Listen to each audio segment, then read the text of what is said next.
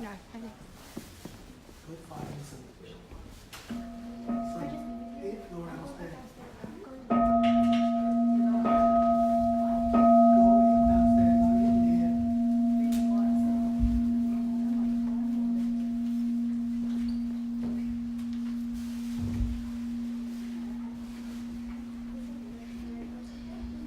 Okay. Welcome. Hope you guys are doing fine today. It's nice and cold and rainy, but here we are.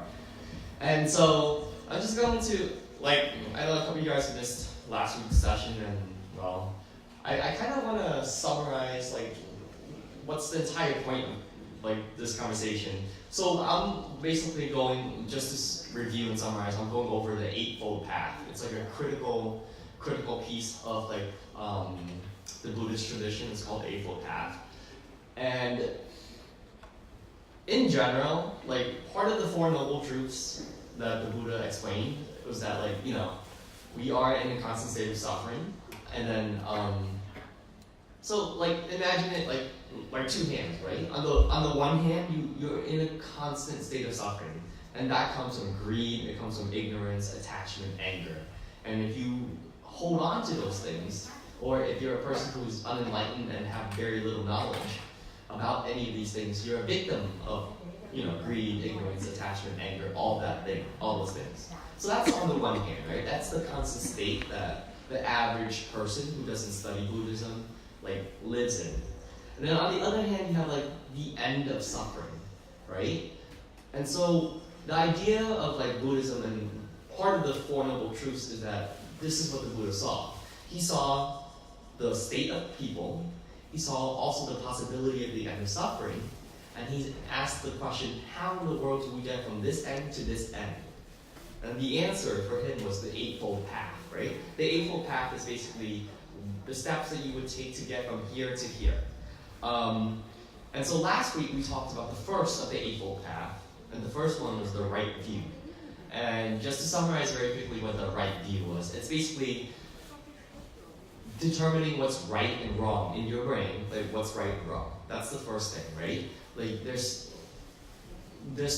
seeds, basically, they call it seeds, of good ideas and bad ideas within us, all of us. The idea of respect, the idea of loyalty, or betrayal and anger, all these seeds. And it's up to you to determine what's right and wrong. Society can tell you what's right and wrong, but it's ultimately you who determines what's right and wrong. And your job is to water those seeds, okay? That's the first part of cultivating the right view. The other half, the second part, is that you have to deeply understand what the Four Noble Truths is. And the Four Noble Truths, as I've told you before, Noble Truth number 1, we live in a constant state of suffering. Truth number 2, suffering comes from everything that I mentioned before. Greed, anger, ignorance, attachment, right?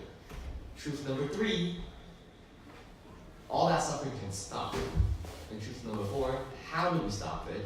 Through the Eightfold Path, right? So again, it's almost cyclical in a way, know what's right and wrong, know about the Four Noble Truths. And lastly, the third thing, which I found the most useful, which I made the most connection with, was that if you want to cultivate the right view, think about it in terms of you cultivating less entitlement and more gratitude, right?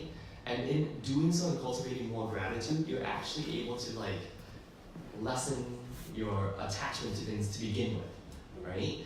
And it's and I feel like I'm maybe going over this too quickly because I do have another entire lesson to talk about. But I just find it incredibly important that the more grateful you are about things, the less hungry you are to desire things.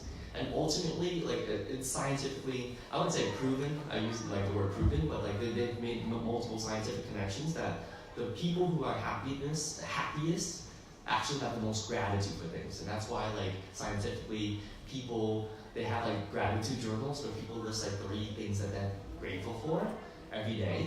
And those people, if you measure their trajectory, they end up being a lot more happier. And if you step back, it's really fascinating. If you understand this and you step back, you say, whoever's cultivating this grateful mindset is actually happier then and if you're happier, you're not in a state of suffering.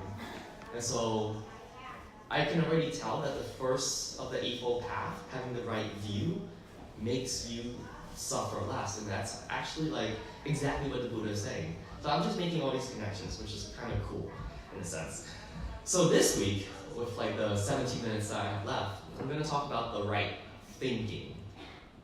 That's the second half of the Eightfold Path. And again, it's like multiple stuff. But they say, okay, thinking. It's like the speech of our mind, right? We're constantly thinking. And it's interesting because that, to some extent, is a bad thing. And there's a famous Zen saying, think, non-thinking. Okay? And so our job is actually to cultivate our ability. It's a paradox almost, the statement, think, non-thinking. Why is that? Why should we think about non-thinking? Well, most of the time, our brain has this like speech in our brains. Like you wake up, you're like, what should I wear? What should I eat? And that you're like constantly talking to yourself. And sometimes, like whenever you're hearing a lecture, possibly by your teachers, by your parents, or even by me, your brain is thinking about something else, right? And there's a trouble with that. You're not actually exercising the right thinking. The trouble is you're not present to the current moment. A lot of the times, our brains are in two places. You're thinking about the sorrows of the past, or something that happened in the past, and troubling you, and it's taking you far away from the present. Or it's really anxious and it's thinking about the future. Something that hasn't even happened yet, and yet it's thinking about that. And most of the time, we never spend it being here in the present moment, right? And so that's why one of the second of the Eightfold Path is, the challenge is for you to actually stop thinking. Can you cultivate your brain in a way where you're actually spending the most of your time being here in the present moment? And it's very easy, right? How do you bring yourself back here to this reality? You just basically concentrate and you breathe, right? And the breathing and the concentration, and part of it is like meditation, which I'll talk about next week. Meditation and breathing helps you unify what's going on in your brain with your body, so it brings you back here to the present moment. When I first started this like speech back in August or something, I cited this famous philosopher. His name is Descartes. You guys have probably heard Descartes. He's the guy, and you guys have done math before, so I'm sure you know. You know the coordinate planes? Like x comma y, or solving for a coordinate, like 2 comma 3. Well, this is the mathematician who invented that. They call it the Cartesian plane, right? Descartes. And he's famous for this one line. He says, I think, therefore I am. And why is this line so famous? Well, he was a philosopher and he was tasked with trying to prove our existence. Think about this. And that's an incredibly hard task, right? How do you know that you guys are real? How do you know that we don't live in a matrix? How do you know that we're not in a dream right now, right? Or how do you know that you're not a product of somebody else's dreams to begin with, right? What if some alien is dreaming about our lives right now? We don't know. Anyway, Descartes, the philosopher, says, I think, therefore I am. He says, I know I exist because I'm thinking right now, right? I have this mental energy, this ability to think, therefore I know I exist. But, and the paradox is that the more that you think about thinking, the more that you are not. So the monk in the book that I'm reading replies, he would rather you guys think about this other quote, which is, I think, therefore I am not. The more that you are letting your brain like go and just like having that like mental narrative and those voices that are talking, the less you are here and now present. Right? So that's a like fascinating like distinction that you guys need to understand, and it also helps you alleviate a lot of suffering. Why? Because you're not thinking about any sorrows. You're not being anxious. You're not in danger. Anytime you guys ever feel a panic attack for any reason, part of like right thinking is teaching you, come back to this present moment. Because in this present moment, and in any present moment actually, there's actually zero fear that exists, right? In this present moment, no one's stabbing you. Like the present moment is basically saying like, there's no knife in front of your face. So there's nothing to be sad about. There's nothing to be afraid about. There's nothing to panic about, right? Be present. And yeah, a lot of the times, like our thinking is unnecessary. And the unnecessary thinking and chatter in your brains leads us to becoming more unhappy, right? And just like in a general state of suffering. Sometimes, I don't know if you guys ever have this, where it's like, you're at night, you're like trying to sleep, and yet you can't. And why? Because like, something in your brain just keeps talking, and you're tossing and turning, and you're like, man, I gotta stop, I gotta sleep tomorrow, because if I don't wake up tomorrow, I'm going to, feel really groggy and blah, blah, blah. And then that train of thought keeps coming and coming and coming, and you can't stop it. Because for every minute that ticks by that you're not falling asleep, you're getting more agitated with yourself. You're like, God, why can't I sleep? Right? But that's the issue. Like your brain is like thinking like, you're cultivating the wrong thinking. You're not actually like stepping back, taking a breath, and just being with the moment. And the more that you're actually calming down and taking the breath and being in the present moment, getting away from your thought, like you are able to alleviate that like type of like mini level of suffering. Okay, so yeah. So the thing is, it's also like if you ever have an interview that you're about to go for, or like you're about to get on stage, or you're about to meet somebody important, or whatever, or like especially the principal calls you into your office, like all of a sudden the chatter box in your brain just turns up, like turns up, right? And your goal is like with cultivating the right thinking, can you actually turn it off, right? And that's the idea, like learning how to turn it off, think non-thinking, is actually part of the process of like learning how to like end suffering, at least on the mental level on your brain, right?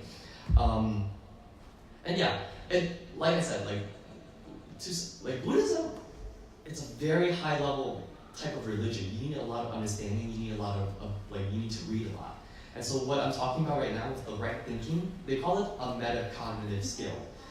Metacognitive basically means, are you able to step back and look at what's going on, like the big picture, right? So sometimes half the time when your brain is running, you don't even know that your brain is thinking. To some extent, you have to realize that the voice that's in your head that's talking is not you. It's actually your brain.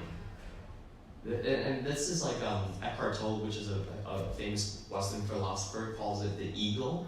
And the second that you're able to step back and watch your ego talk, the ego stops talking, right? And that's why meditation is such a big deal in like Buddhism, right? Because the more that you meditate, you concentrate and you breathe and you are in the present moment, the chatter starts to fade away, and then you're able to end like that state of like constant suffering and talking. Okay. Now, there's interestingly like a couple of practices that helps you cultivate this, right? And one of them is actually well, I titled it "Don't Think Until You Know," but here's like an interesting story, right? You're walking into the forest or even a garden, and you see this like long object. It's long and it's like round and it's thick, right? So if you put context clues together, what could it be? It's this like long object, it's thick, and it's brown. What is it? Probably a snake, right? In the forest. And now the question is this. If you start thinking it's a snake, you have a million other thoughts coming to your brain, right? Is it poisonous? Where is its head? Where is its tail? Do I have to run? Is there other snakes around me? Did I walk into the wrong part of the forest? Blah, blah, blah. And notice the more you think about these like nasty thoughts about the snake, guess what happens to your anxiety level? It's going up because you get more and more nervous. What if this is a snake? Blah blah blah blah blah. Right? What am I going to do if it bites you? Where would I get the antidote? Blah blah blah. Now, what if I told you that long object? It's just a rope. It's just a rope. It looks like a snake, but it's just a rope. Now what happens? Notice how every single thought about the snake, poison, venom, whatever, just fades away. So, it's just a metaphor for real life, right? Have you ever showed up late to something? You didn't mean to show up late, but you got stuck in traffic, and then all of a sudden your brain starts making up stories about what other people are gonna think about you, or like so and so, blah blah blah. Like oh my gosh, I'm late. Now this is gonna happen. This is gonna happen, etc. etc. Right? The idea is that you gotta ask yourself, like, the big question is, are you sure? Right? Are you sure that all these things are gonna happen that you think in your brain is gonna happen? The mere fact of the matter is you're just gonna be late. Right? The mere fact of the matter is it's just a rope. Unless you see it actually to be a snake itself, like, don't make any assumptions. So like part of like my thing for me is that, like, I don't know if you guys are like that, but sometimes, like, and most people are like this, they're very like judgmental, right?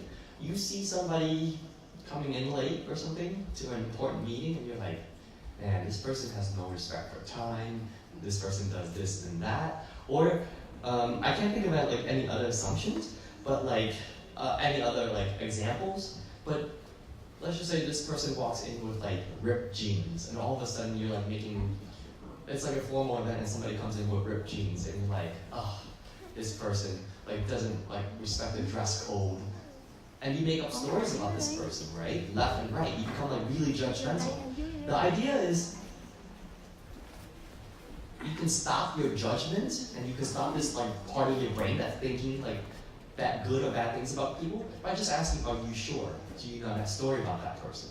For example, so I'm a teacher, right? And I have a kid who like constantly falls asleep in my class. And I'm like making up stories. I'm like, and to be like, I'm like, this guy is so disrespectful.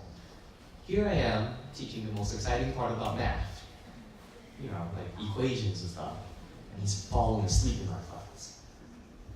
Didn't know until some other teacher told me. And so this is me making a story about him, right? Just being disrespectful, like his parents didn't teach him anything. It wasn't until one of my coworkers, my other teacher, says, hey, do you know the story about this kid? And I'm like, no, what happened? He's like, well, his parents live in a shelter. They move from shelter to shelter every night. And I was like, oh shit. I'm like, whoops. I'm like, that's why he's falling asleep every night. Because he doesn't have a place to do his homework. He's constantly on the move. And here I am making like negative assumptions about him, right? And yeah, it might help you in the long, like it might help you to pass a quick judgment about somebody, but part of the idea is don't judge people, right? Because like ultimately judging people, like you're not cultivating the right thinking.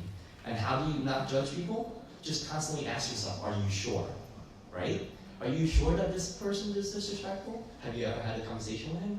Are you sure that this person is late because he or she like chooses to be late, right? Just constantly ask yourself that, and if not, have that direct conversation, so that once you are 100% sure, there's no need for your brain to make any like assumptions. There's no chatter or talk in your brain anymore, right? And that's it. All right. There's this other thing, which these next two are connected, right? The title of this other technique that helps you like drive you towards having the right thinking is asking yourself, what am I doing? Earlier I told you guys about how like your brain is like constantly elsewhere. It's constantly thinking about something else. If you ever ask yourself, what am I doing? It actually helps you bring yourself into the present moment. right? Sometimes your brain, like, I tell you something and then your brain thinks about something else that might have happened because your brain is naturally making connections. But you gotta ask yourself, what am I doing? What are you guys doing right now? You're here on a Sunday, sitting on a freaking red carpet, listening to me. Notice how me just telling you this brings you here to this present moment, right? A lot of the times, you guys are doing chores, like the laundry or the dishes, and your brain you don't want to be there. Your brain wants to be elsewhere. Like, you're like, I hate chores, I hate doing this, blah, blah, blah. And then you try to do it as quickly as possible. But ask yourself this, what are you doing? And if it's something like cleaning dishes, right? If you're cleaning dishes, you gotta say it, like, not loudly. You don't have to announce it to the world, but you could tell yourself, you're cleaning dishes. And then you become more mindful about cleaning dishes. You begin to find a joy in doing these things. For example, if you're still in school or something, you have to do 100 math problems, and you're on like the 61st math problem, and you're getting angry, you're getting frustrated, like, why do I have to do homework? Ask yourself, what am I doing, right? And you tell yourself, oh, I'm doing math homework, right? Math homework to gain the ability to do better math. Or if you had to write a 10-page essay and you're feeling frustrated, you say, what are you doing? I'm writing an essay. It prevents you from talking about like the anger, your irritation about things, and it brings you into the present moment to be more joyful about doing those things, right? And you could find joy in even like the most boring tasks that you don't want to do if you cultivate the right thinking around it, right? And ultimately, would you rather be like, there's two people, imagine two people, they're both washing dishes, right? One person, and it's the same task, but one person is thinking, oh, I'm washing dishes, I'm cleaning dishes, like, you know, whatever. I notice how my hand is moving, whatever.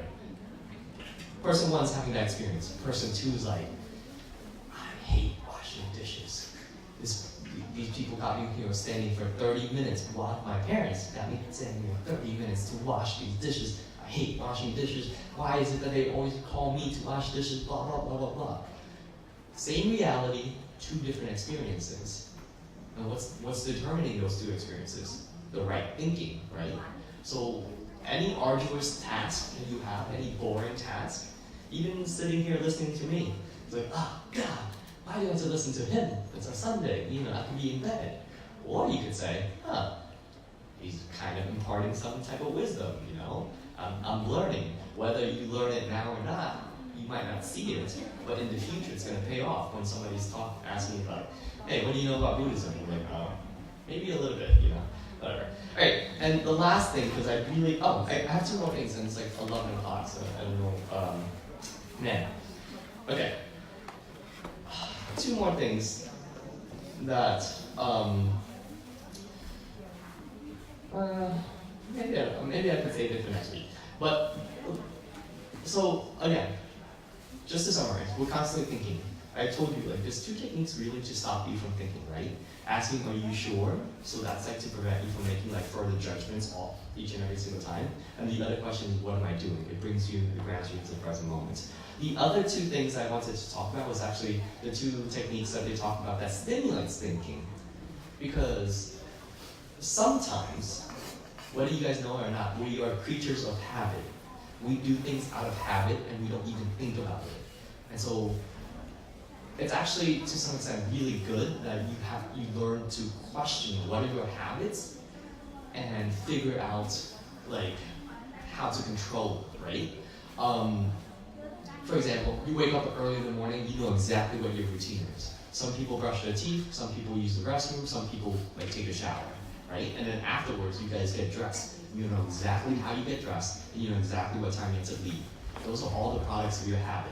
After you come home from work or after you come home from school, what is it that you guys do? Do you turn on the TV right away, or do you like take out your homework right away? That's a product of your habit, right? So the question is this, a lot of the times, we do things out of habit, we never question it. So can you begin to recognize that everything that you do is actually coming from a habit? So hence, if you if you learn to understand that everything that you do is a habit, and you begin to question it, that's how you begin to control exactly where you want to go, right? Hence, like a New Year's resolution where you set like what you want to do. Everything is, then you ask yourself, hey, which habits are good that I do? And which habits are bad? Which habit do I actually want to stop? And which ones do I want to start? And the whole New Year's resolution is, I want to start a new habit, right? Like people set a goal of like losing weight and stuff on the New Year's, not that you guys would, Americans set those goals. And they set that goal, but they don't develop the habit around it. That's why most people abandon their New Year's resolution. They don't set that habit of like showing up to the gym like twice a week or something like that. Okay? So that's the first one. The second one, and the last thing is, the last thing is this. They call it bodhicitta, and I'm probably mispronouncing it. It's and they call it mind of love. It's basically the last thing that you want to do to cultivate right thinking is just develop like a deep love of learning about cultivating yourself, about developing your inner wisdom, right? Hence, that's why we're here. Like every time I do this, like sometimes I complain like, man, I gotta wake up really early on Sunday so that I can like think about like what I'm gonna say and write it down and stuff like that, and it's kind of annoying. But at the same time, within the chore itself of doing this, I'm actually developing a lot of wisdom. And then for you guys would want to develop the same amount of wisdom simply so that you can spread it to other people. And it's so funny because by pure coincidence, my mom was telling me about the story about a candle, and how if you have a candle, right, and it's lit up because it's a symbol of enlightenment, and you like begin lighting it to the other candles, do you lose your flame? No, not really. But what you end up doing is actually spreading more wisdom, more more understanding about the world, right? And this is how you want to cultivate the right thinking, right? The goal and the object of like Buddhism is that like you can spread all these like really interesting ideas to help end other people's suffering, right? Because the wiser you are, the more you can help other people. And that is my lecture for today. Thank you.